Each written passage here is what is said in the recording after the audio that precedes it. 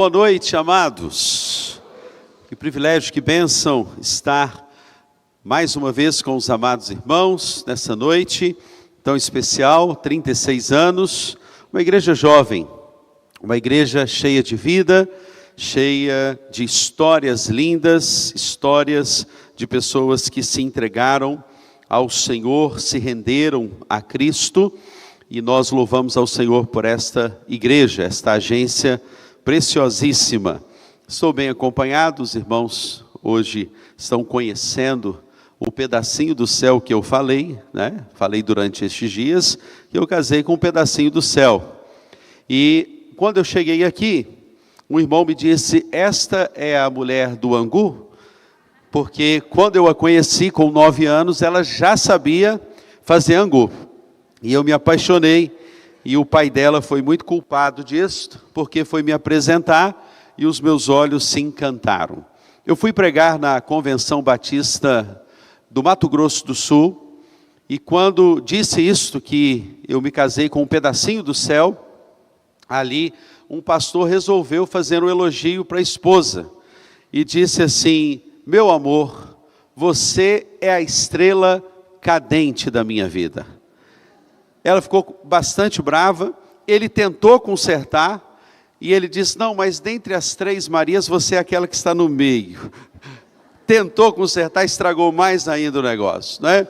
Então, quando for fazer o elogio, você precisa tomar bastante cuidado em usar as palavras. Trago mais uma vez um abraço da PIB JC, Primeira Igreja Batista de Jardim Camburi, um nome muito sugestivo, JC, nos lembra Jesus Cristo, é uma igreja linda, muito especial, vizinha dos irmãos, e nós louvamos ao Senhor também, porque a nossa igreja esse ano completou 40 anos. Minhas ovelhas estão aqui, Alda, Luiz, Nelma, são aquelas ovelhas que onde o pastor vai, as ovelhas vão atrás, né? E a gente louva a Deus por isso. Quero apresentar a minha família, os meus filhos, no primeiro dia e no segundo dia eu apresentei.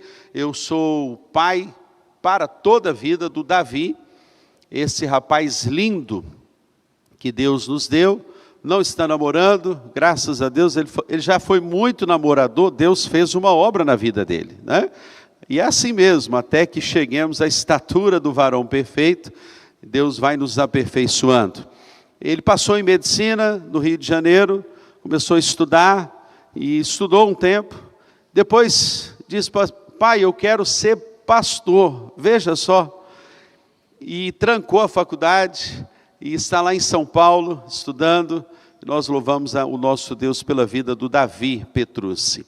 Também a Larissa tem 17 anos, não está namorando, louvado seja o nome do Senhor. Já disse aqui outro dia que o nome do meu genro é Jacinto Correia no Lombo. Quem for querer casar com a Larissa, ela é muito apegada comigo. E outro dia eu falei, Larissa, eu acho que eu não vou deixar você casar não. Mexendo com ela, né? E ela me pegou, ela falou assim, e o meu sonho de ser mãe, pai? Como que vai ser isso? Aí me quebrou, né? Eu falei, não, eu vou deixar você casar sim. Mas o rapaz tem que ser muito santo, muito consagrado, muito especial, muito separado para o Senhor. Essa é a nossa família, somos casados há 26 anos, 9 meses e 7 dias, casados para sempre. Quero convidar você a abrir a sua Bíblia, a palavra de Deus, em Apocalipse capítulo de número 2, a preciosa palavra do Senhor, a partir do verso de número 18. O pastor Marcelo falou dos livros, há 2 livros que nós estamos apresentando aqui. Este livro meu, 40 Dias Intencionais, nasceu de uma angústia, uma crise. E Deus disse para mim assim, tire o S da crise, crie. Se você tirar o S da palavra crise, vai ficar crie. E foi um momento oportuno que Deus nos deu a oportunidade de então tecer acerca dos encontros intencionais de Jesus. Há pessoas que ficam 10, 20, 30, 40 anos na igreja e não ganham uma alma para Jesus. E esse livro, ele vai te ajudar a como você pode destravar alguns bloqueios para você se aproximar de uma vida. E quando nós vivemos a intencionalidade, pastor Marcelo estava no sepultamento de uma irmã muito preciosa nossa, que faleceu neste ano, a irmã Ângela. E a irmã Ângela, depois de muitos anos, ela veio a testemunhar que quando a chave foi virada na mente dela do que é ser intencional, ela recebeu na casa dela um encanador que foi consertar o cano da cozinha. E ela então, ao receber aquele encanador, perguntou ousadamente: eu posso orar por você? E aquele homem disse para ela, depois de 20 anos de profissão, ele virou-se para ela e falou assim: olha, eu estou há 20 anos nessa profissão, nunca, eu entro em casas e mais casas, muitas casas, nunca ninguém me perguntou se poderia orar por mim. Ela aplicou o plano de salvação e aquele homem se rendeu a Cristo Jesus, porque ela disse: após essa jornada de intencionalidade, uma chave foi virada na minha mente. São encontros intencionais. O outro livro é o da Kelly. As mulheres que estão aqui precisam ler esse livro. Nós não viemos para vender livros, mas nós queremos te dar essa oportunidade de você crescer espiritualmente. E se você é um bom marido, um bom filho, você vai dar de presente esse livro para sua mãe ou para sua esposa e vai dizer: meu bem, eu quero que você seja uma mulher sábia. Diz que um pregador foi pregar e falou assim: a mulher sabiá é de ficar em casa. Ele trocou: a mulher sábia edifica a sua casa. E ele trocou: mas seja uma mulher sábia, uma mulher que realmente seja cheia do Espírito Santo. Estou vendo a irmã Marusa ali também, minha ovelha querida, líder de célula de pequenos grupos. Tem parentes aqui, eu tenho ovelhas que têm parentes aqui na igreja de Mata da Praia. Vamos então ler a preciosa palavra, Apocalipse capítulo de número 2, a partir do verso de número 18, você vai perceber que essa é a maior carta que Jesus deixou para uma igreja. E eu quero pensar com você no tema de dentro para fora. Ao anjo da igreja em Tiatira, escreva: estas coisas diz o Filho de Deus, que tem os olhos como chama de fogo e os pés semelhantes ao bronze polido. Conheço as obras que você realiza, o seu amor, a sua fé, o seu serviço, a sua perseverança e as suas últimas obras, mais numerosas do que as primeiras. Eu tenho, porém, contra você o fato de você tolerar esta mulher, Jezabel, que se declara, profetiza. Não somente ela ensine, mas ainda seduza os meus servos a praticar a prostituição e a comer coisas sacrificadas aos ídolos. Dei-lhe tempo para que se arrependesse, porém, ela não quer se arrepender da sua imoralidade. Eis que farei com que fique acamada, e trarei grande tribulação aos que com ela adulteram. Caso não se arrependam das obras que ela incita, matarei os seus filhos e todas as igrejas saberão que eu sou aquele que sonda mentes e corações. E retribuirei a cada um de vocês segundo as suas obras. Eu digo, porém, aos demais de Tiatira, a todos aqueles que não seguem essa doutrina e que não conheceram, como eles dizem as coisas profundas de Satanás, não porei outra carga sobre vocês. Então somente conservem o que vocês têm até que eu venha.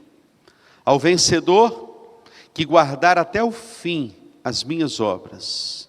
Eu lhe darei autoridade sobre as nações, e com um cetro de ferro as governará e as reduzirá a pedaços, como se fossem objetos de barro. Assim como também eu recebi a autoridade de meu Pai, e eu lhe darei ainda a estrela da manhã. Quem tem ouvidos, ouça o que o Espírito diz às igrejas. Amém, queridos? Até aí temos lido a preciosíssima palavra do Senhor. Eu fiz questão de colocar um mapa. Nós vamos ver este mapa, justamente porque quando nós olhamos no mapa a igreja de Tiatira, ela está próxima à igreja de Pérgamo, a cidade de Pérgamo. E é muito emblemático olhar este mapa e perceber onde estas igrejas, que desde sexta-feira eu tenho pregado sobre elas se situavam. Tiatira, próximo a Pérgamo, embora fosse uma cidade muito pequena, era uma cidade que servia como se fosse um escudo, uma proteção para a cidade de Pérgamo, porque a cidade de Pérgamo, naquela época, no primeiro século, era a capital da Ásia Menor. Interessante que muitos confundem e acham que era a cidade de Éfeso, mas a cidade de Pérgamo, ela ganhou esse direito de ser a capital da Ásia Menor. Todos nós sabemos que todas essas igrejas foram fundadas pelo apóstolo Paulo quando esteve em Éfeso. Ali na cidade de Tiatira havia um exército, e esse exército, ele era uma proteção para que qualquer inimigo que fosse tentar chegar em Pérgamo, tivesse que passar por Tiatira. Então Tiatira era uma rota, inclusive do correio imperial da época. As mercadorias passavam pela cidade de Tiatira. Todas as questões que iriam chegar a Pérgamo, como que uma alfândega da época, Tiatira assim galgava esse direito de limitar que qualquer força que viesse contrária a Pérgamo, ela limitasse, ela afixasse os limites. E é muito emblemático olhar para essa igreja, que era a menor igreja de todas as igrejas da Ásia Menor, mas a igreja que o Senhor Jesus investiu o maior tempo, tecendo, escrevendo, falando, testemunhando, falando do que essa igreja tinha de bom, mas algo que essa igreja também precisava lapidar. É interessante que essas infiltrações podem estar em qualquer lugar, pode estar numa casa, podem estar em uma igreja, e nós sabemos que toda igreja tem um espírito de Jezabel. Ele está presente em todas as igrejas. E Jesus vai denunciar justamente essa mulher que estava no meio da igreja. E quando nós olhamos para o Antigo Testamento, no tempo de Elias, Jezabel foi uma mulher que causou muitos males ao profeta. Casada com Acabe, incitou a ira, queria matar o profeta Elias. E todos aqueles que se veem em uma condição como essa, se colocam na cadeira do juízo, e se assentam na cadeira da inércia, e cruzam os seus braços, e ao invés de se sentirem como igreja, são mais espectadores, são mais observadores, estão à espreita para perceber qualquer erro de alguém, mas não passaram pela mudança. Talvez nesta noite, queridos, eu ouso dizer que Algumas pessoas que estão aqui não estão salvas. Algumas pessoas que estão aqui ainda não têm o nome escrito no livro da vida. O Senhor denunciou o pecado e olhou, o texto diz, que Ele como aquele que tem olhos como chamas de fogo. Na teologia, a interpretação melhor que encontramos para esta expressão de que Jesus tem olhos como chama de fogo, é aquele que tem um olhar que penetra, que vai ao fundo, perscruta, vasculha, olha nas gavetas existenciais, nos armários da sua alma. Aquele que sonda, e vai dizer o texto, mentes e corações. Aquele que é capaz, e o único que pode, dizer acerca de você muito melhor do que você mesmo. Hoje tem uma onda de autoconhecimento, que eu preciso me conhecer. Querido, você precisa conhecer, é aquele que tem olhos como chama de fogo. Porque todas as vezes que o homem, ele começa a querer se conhecer, ele fica perdido. Por isso que o salmista, ele orou no Salmo de número 139, Senhor, sonda-me e me conhece. Vê se há em mim algum caminho mau, guia-me pelo caminho eterno. Quando eu era ainda uma substância informe, o Senhor já havia escrito no teu livro todos os meus dias. Tal conhecimento é sobremodo excelente, eu não posso atingir. Qualquer necessidade do ser humano em tentar se conhecer é frustração. Você precisa conhecer aquele que tem olhos como chama de fogo.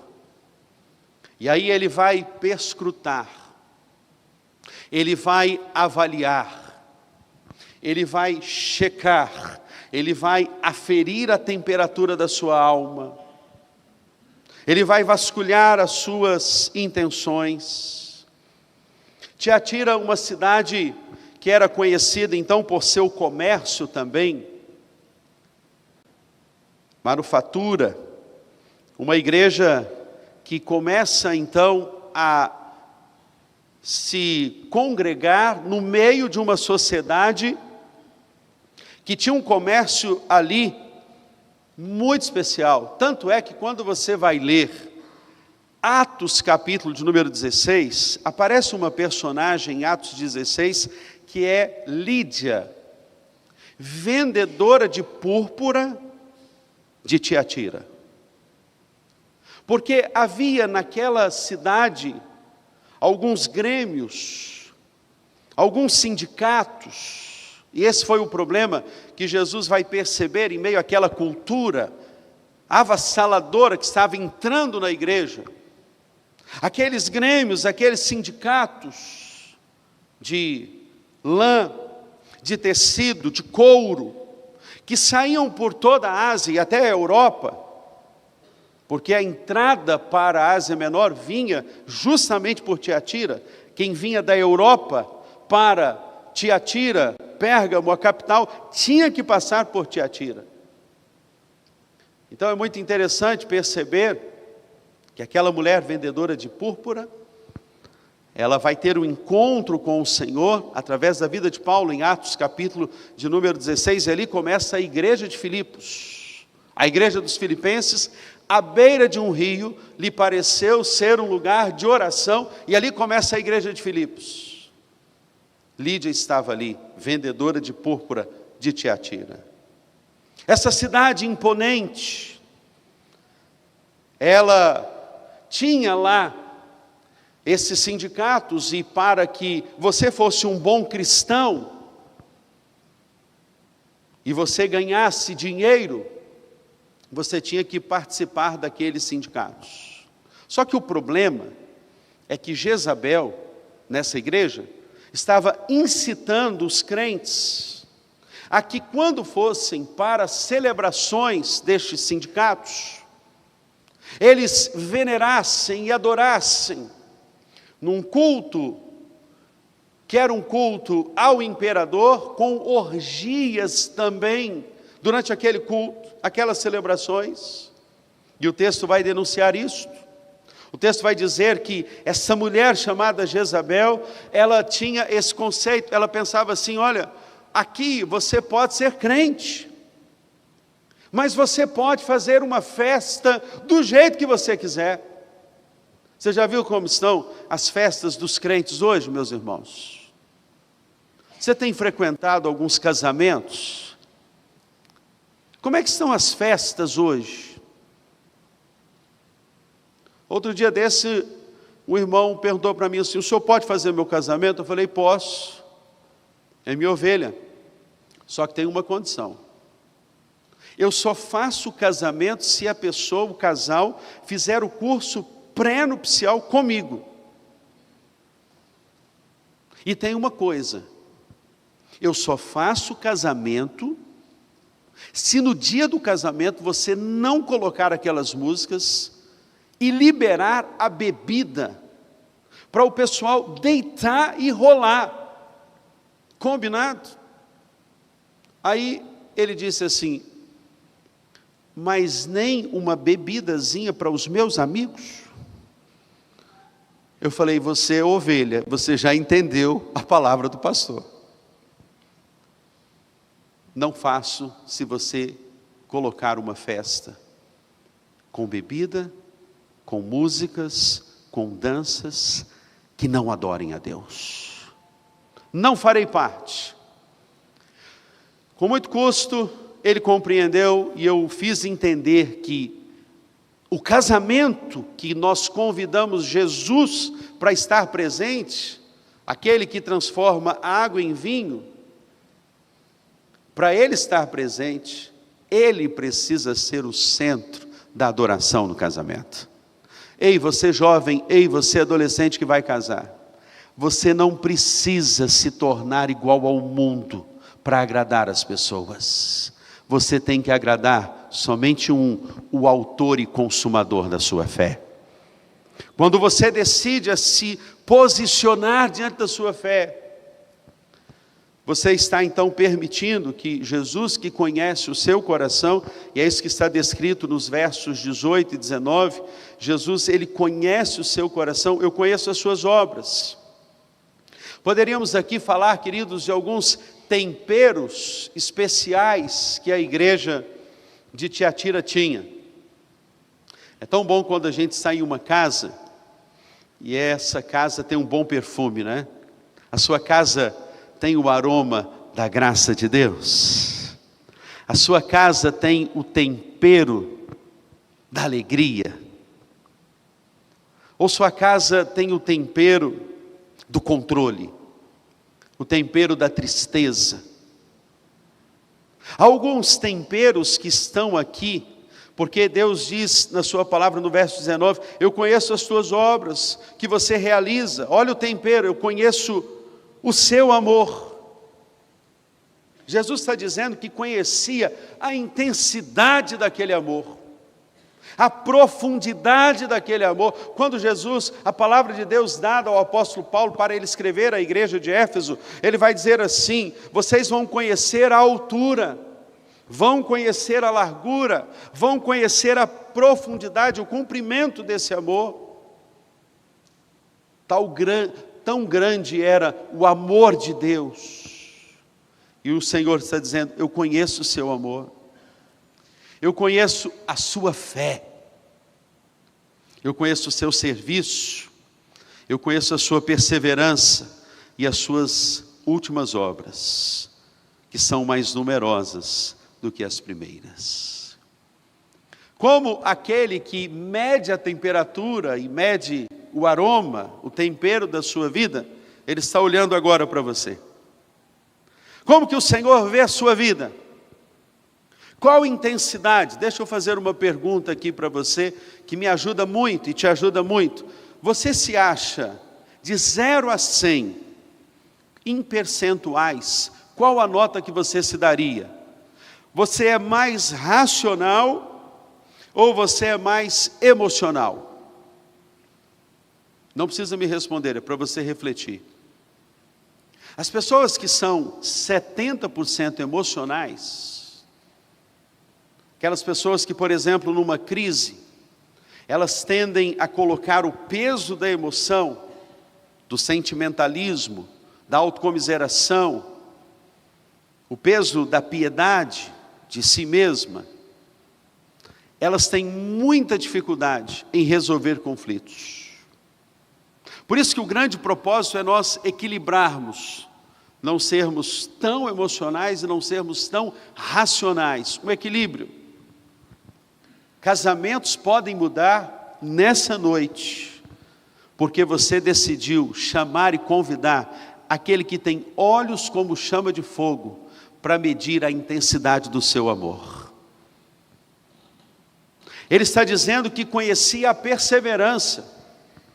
Alguns anos atrás, em 2014, eu não sei se você já passou por uma grande provação ou uma grande privação na sua casa, na sua família, no que diz respeito a uma grande enfermidade.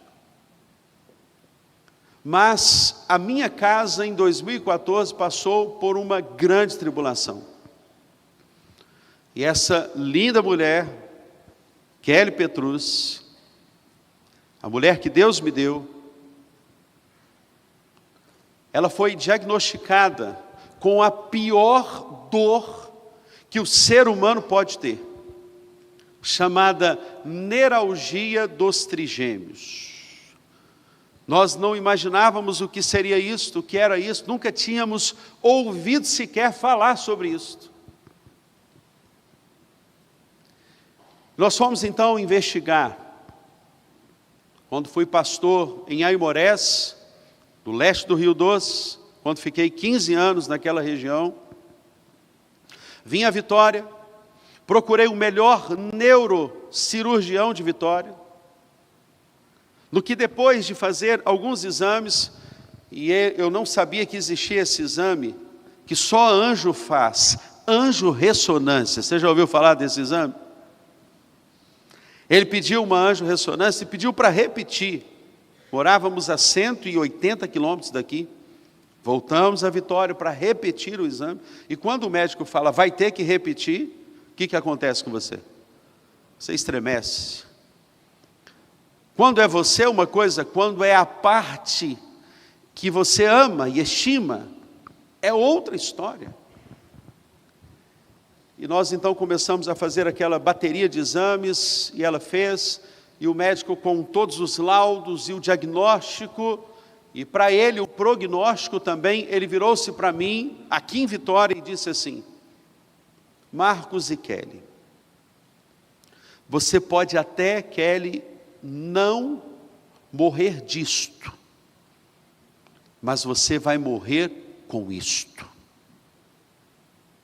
Voltamos para casa desolados, tristes. Quando você procura uma solução, você quer uma resposta e você não tem. Ver a minha esposa ter que tomar remédios como Tramal, dia e noite, Deocil, dia e noite. Algumas inserções de morfina para conter a dor tão aguda que é essa dor. Buscamos um médico, o melhor médico em Botafogo, cirurgião de cabeça e pescoço. E ele no final da consulta virou-se para nós e disse assim, Kelly, a mesma coisa, você pode até não morrer disto, mas você vai morrer com isso. No ano de 2015, fui convidado para pastorear. A PIB de Moça Bonita estava numa grande crise. Havia estado nos Estados Unidos pregando. Quando volto para o Brasil, recebo 3 convites para pastorear. Fiquei numa grande crise. Não sabia de fato para onde iria. Se era Uberlândia, minha cidade natal, Belo Horizonte ou Rio de Janeiro. Nunca tinha me acontecido isso. Fomos para o Rio de Janeiro entendendo da vontade de Deus, que esta era a boa, perfeita e agradável vontade de Deus. Fomos para o Rio de Janeiro pastorear uma grande igreja, uma linda igreja, a igreja de moça bonita. Você pode imaginar isso? Você pastorear uma igreja de moça bonita? Lá não tem moço bonito, só tem moça bonita. Tinha um quarteto de homens que cantava, e aí os irmãos estavam esperando, vai vir aí um quarteto de moça bonita. Quando chegou lá só tinha brutamonte, grandes homens, e eles perguntaram: cadê a moça bonita? Cadê a moça bonita? Não tem moça bonita aí. Fomos pastorear lá. A Kelly teve o período sabático, a dor continuou. Meus filhos colocavam a mão sobre a face dela, orando a Deus, pedindo que ela fosse curada, e nada. Ela é ministra de música, hoje atualmente da PIBJC, gestora de ministérios, lidera o Ministério de Mulheres, mas naquele período ela ficou totalmente no período sabático. E nós continuamos orando, pedindo a Deus. Foi quando, numa noite como essa, adorando ao Senhor, eu me ajoelhei e fiz uma oração, a oração mais difícil. Eu disse para Deus assim: Deus, Tu és soberano. Eu sei que o Senhor tem poder para curá-la. Mas quem sou eu? O Senhor governa a nossa vida. E se o Senhor permitiu essa dor, o Senhor tem algum propósito. E ela também orou naquele dia. Mas naquele dia, ajoelhado, em lágrimas, eu disse para Deus: Senhor, se o Senhor não curá-la, eu lhe autorizo a passar a dor dela para mim. O Senhor pode passar. Eu só não suporto mais ver a minha esposa assim. Eram noites em claro de tantas dores. Naquele dia saímos do culto, fomos para casa. É interessante que na segunda-feira ela amanheceu com uma dormência. Não veio a dor. Na terça-feira não veio a dor. Na quarta-feira não veio a dor. E desde o dia 5 de novembro de 2016, para a honra e glória do nome do Senhor Jesus, ela nunca mais sentiu dor. Para provar que o mesmo Deus que cura uma igreja, que conhece o amor e a perseverança, é o mesmo que tem poder para curá-la, tem poder para curar a sua dor emocional, espiritual, física e qualquer dor que você tiver. O Senhor nessa noite está dizendo: eu conheço a sua perseverança, eu conheço quantas vezes você me buscou, mas quantas vezes você desistiu de me buscar. Quantas vezes você esteve ali me servindo, a sua fé ultra circunstancial. O Senhor olha para você nessa noite e, como aquele que mede a nossa vida, Ele está dizendo que Ele tem olhos como chamas de fogo. Isso simboliza o seu conhecimento profundo, a sua justiça perfeita. Ele conhece as obras, o amor, a fé, o serviço. Mas Deus não apenas vê as nossas ações externas, mas também a motivação interior. A verdadeira transformação, ela começa de dentro para fora. Há um livro fantástico de Larry Crabb, que escreveu De Dentro para Fora. E ele nos conduz na leitura a pensarmos naquelas mudanças que precisam acontecer nas nossas motivações. E é justamente isso que Deus está dizendo. Um segundo aspecto que eu quero pensar nessa noite é: a tolerância ao pecado compromete a santidade. Verso 20 a 21, tenho porém contra você o fato de você tolerar essa mulher. Pecado que é tolerado, a paciência com o pecado, a continuidade com o pecado. Esse era o problema de Tiatira.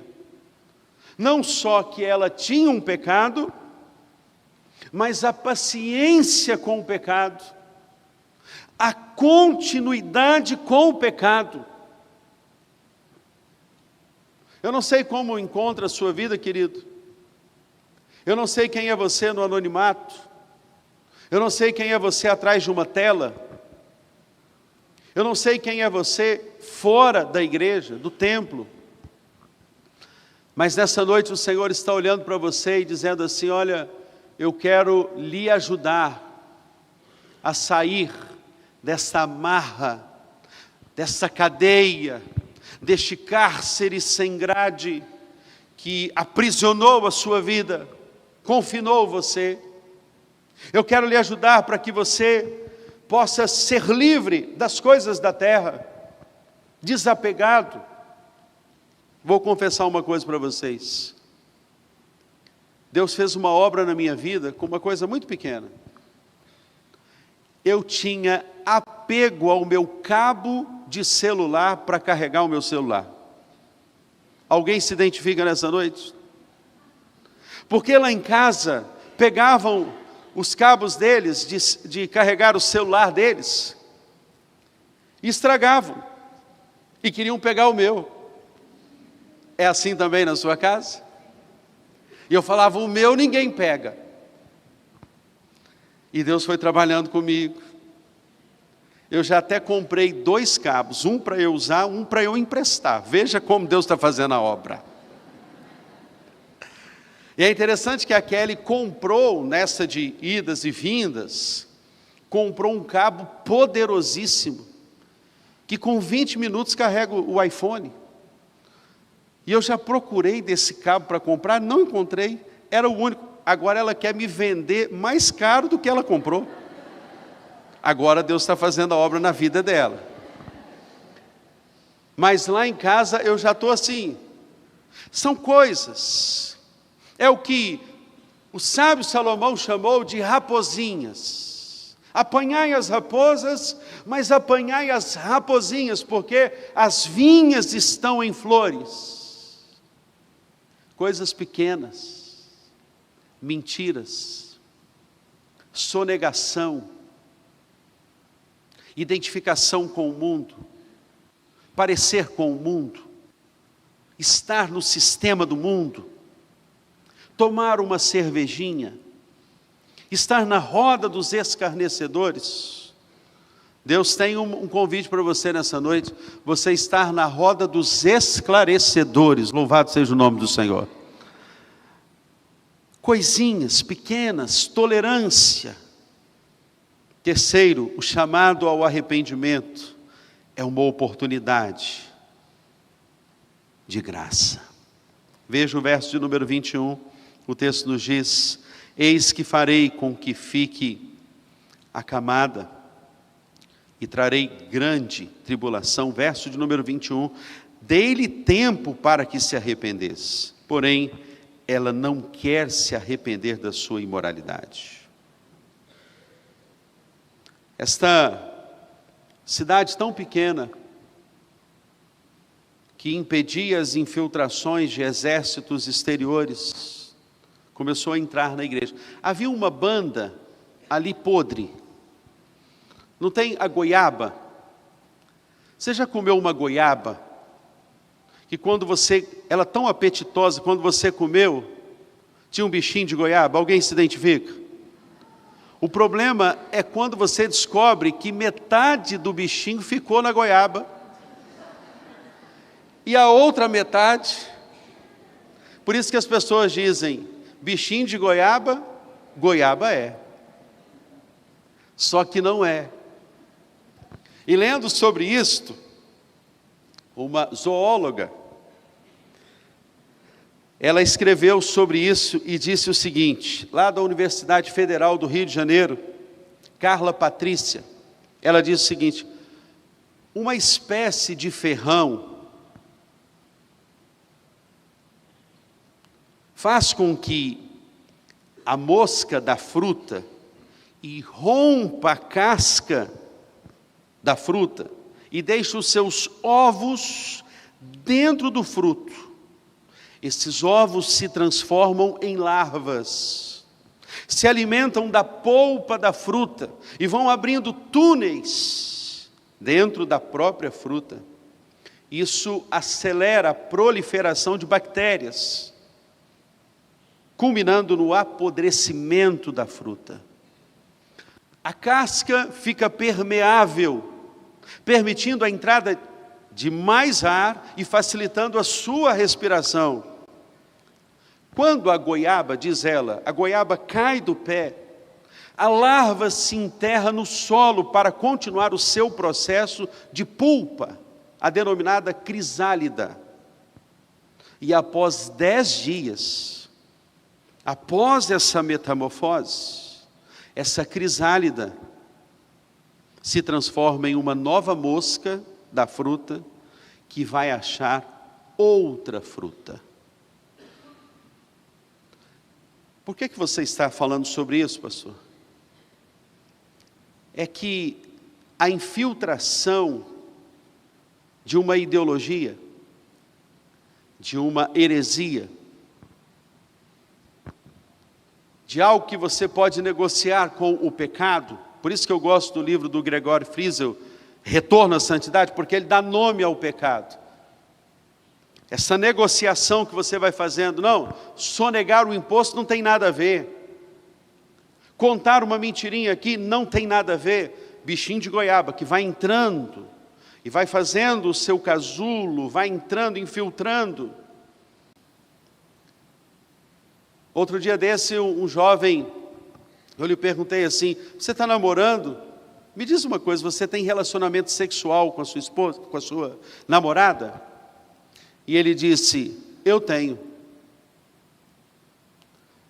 Vamos abrir a Bíblia aqui para você ver o que a Bíblia diz. A Bíblia fala que o seu corpo é templo do Espírito Santo. A Bíblia fala das obras da carne, ira, idolatria, lascívia, prostituição, coisas semelhantes a estas, os que praticam não herdarão o reino dos céus. O que você me diz? Ele virou-se para mim e falou assim, mas quando há amor pode, né, pastor? Eu disse não. A Bíblia fala em Apocalipse 22, verso 8, justamente sobre aqueles que praticam impurezas. A parte que lhes cabe é no lago que arde com fogo e enxofre. É santidade, é pureza. Uma outra mãe virou-se para mim e disse assim, pastor, eu prefiro que a minha filha, eu lhe dê remédio anticoncepcional para ela se relacionar com o namorado aqui dentro de casa, do que ir para um lugar de perdição, um motel. Isto no meio da igreja. Mas Deus não te criou, querido, para impureza. Deus te criou para ser santo como Ele é santo. E quando Deus te chama a igreja, Ele está dizendo para todos nós, eu estou dando tempo. Por isso, em terceiro e último lugar, em quarto e último lugar, a fidelidade é recompensada.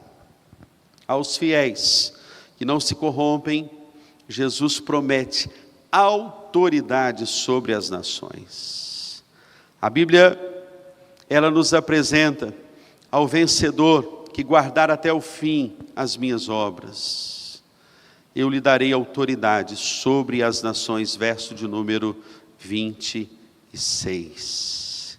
E com cetro de ferro as governará e as reduzirá a pedaços, como se fossem objetos de barro. Assim como eu também recebi a autoridade do meu Pai, eu lhe darei ainda a estrela da manhã. Quem tem ouvidos, ouça o que o Espírito diz às igrejas. Sensibilidade à voz do Espírito é primordial. Eu não sei qual a voz que você tem ouvido, mas hoje o Senhor te chama para ouvir a voz dele. Se coloque de pé, nós vamos orar ao nosso Deus. O Senhor chama a sua noiva. O Senhor escreve a sua noiva. O Senhor sonda a sua noiva.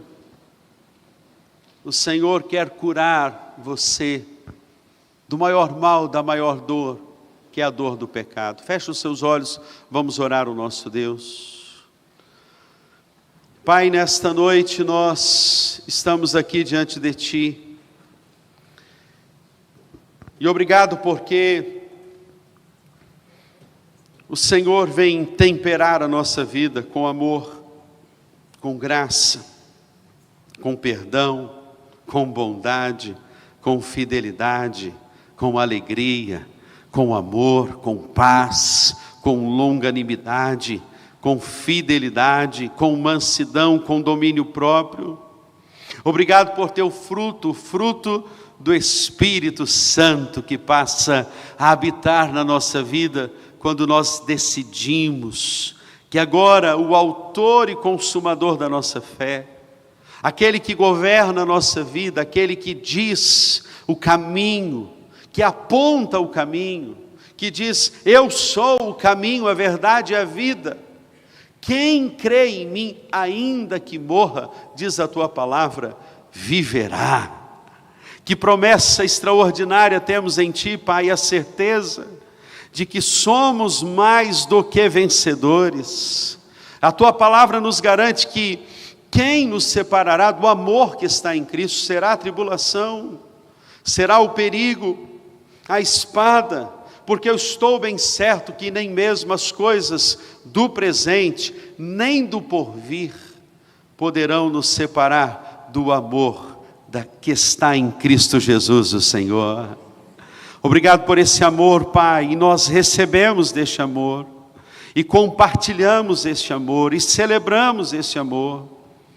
E se alguém nesta noite que está pedindo: Senhor, eu preciso desse amor, eu preciso que o Senhor venha curar-me do maior mal. Eu quero o Senhor na minha vida, na minha casa, na minha história, conduzindo o meu ser, conduzindo a minha vida, os meus planos, o meu casamento, o meu futuro. Eu te peço, venha ao meu encontro.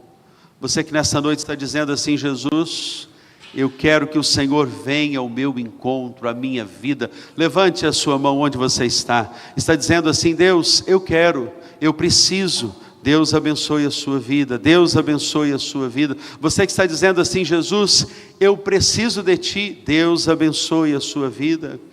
Mas alguém nessa noite está dizendo assim: Jesus, eu quero que o Senhor venha me encontrar ali atrás, Deus abençoe a sua vida. Eu quero lhe convidar, querido, você que é um homem corajoso, você que é um jovem corajoso, você que está pedindo nessa noite: Jesus, eu preciso de Ti. E é quando nós reconhecemos que não temos forças. Paulo vai dizer: quando sou fraco, é então que sou forte. É neste reconhecimento que nós aceitamos que somos fracos, é que a força virá, o poder virá, e você será mais do que vencedor. Eu quero te convidar, querido, você que aí atrás está com a sua mão erguida, você à minha direita, pode vir aqui à frente, venha, pode vir, jovem, isto. Se nessa noite você está convidando Jesus para morar no seu coração, na sua vida, isto, venha. O Senhor está te chamando, o Senhor nos chama, aquele que tem olhos como chamas de fogo, aquele que tem o domínio para controlar a nossa vida, aquele que está aqui. Ele quer ser o que irá habitar na sua casa. Nós vamos orar ao nosso Deus. Eu quero chamar a minha esposa para que venha aqui à frente. Você, mulher, a minha esposa vai orar pelas mulheres. Uma pessoa curada, ela será um agente de cura. Se nesta noite você está com uma dor, essa dor é emocional, essa dor é relacional, essa dor lateja em sua alma, e você é uma mulher, eu quero te convidar a vir a esse altar aqui também, porque a Kelly vai orar nesse momento por você, mulher, por você, senhora, por você, jovem, por você que necessita que uma obra extraordinária de milagre, de cura do Senhor na sua casa no seu relacionamento, na sua história, aconteça hoje mesmo. Creia, o Senhor está aqui nessa noite. E Ele diz: você é mais do que vencedor em Cristo Jesus. Nós vamos orar ao Senhor. Nós vamos pedir ao Senhor que manifeste o seu poder curador. Aquelas vidas que decidem por Cristo nessa noite. Aquelas vidas que tomam uma decisão perante Cristo. O Senhor está prometendo que vai escrever o seu nome agora no livro da vida. Nada e ninguém poderão mais apagar o seu nome, porque você será selado pelo Espírito Santo de Deus. Vamos orar ao nosso Pai. Pai, nessa noite, eu oro pelas minhas irmãs que vieram aqui à frente, ó Deus, crendo que Tu és o Deus que tem todo o poder. Pai, nós reconhecemos nessa noite que somente o Senhor pode nos curar. E Deus, nessa noite eu peço, assim como num culto como esse, o Senhor me visitou, Pai. Ó Deus, visita as minhas irmãs que vieram aqui em fé, que vieram aqui, ó Deus, colocando a sua fé em ação, crendo naquilo que somente o Senhor pode fazer, Pai. Visita cada uma delas, o Senhor conhece, o Senhor sabe a necessidade de cada uma delas, Pai. Tu que és Jeová Rafá, aquele que cura, estenda as Tuas mãos de poder e cura, restaura, Jesus. Ó Deus, nós cremos, nós temos fé para isso. Tu és o mesmo ontem, hoje e o será eternamente.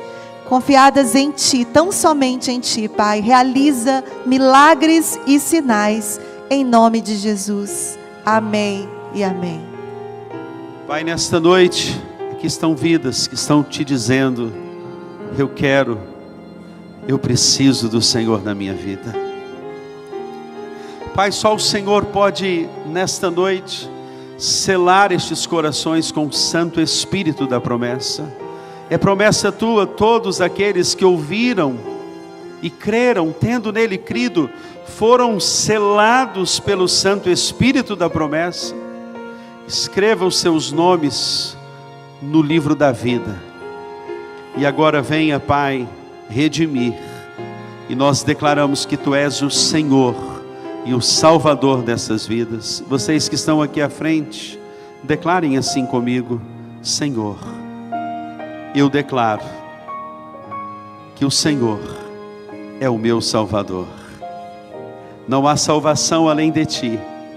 Eu confesso o meu pecado, reconheço que sou pecador, preciso do Teu perdão, mas a partir de hoje, eu estou entregando o meu coração, entregando a minha vida, entregando a minha família para o Senhor conduzir. A Ti o louvor e a glória, no nome de Jesus. Amém e amém.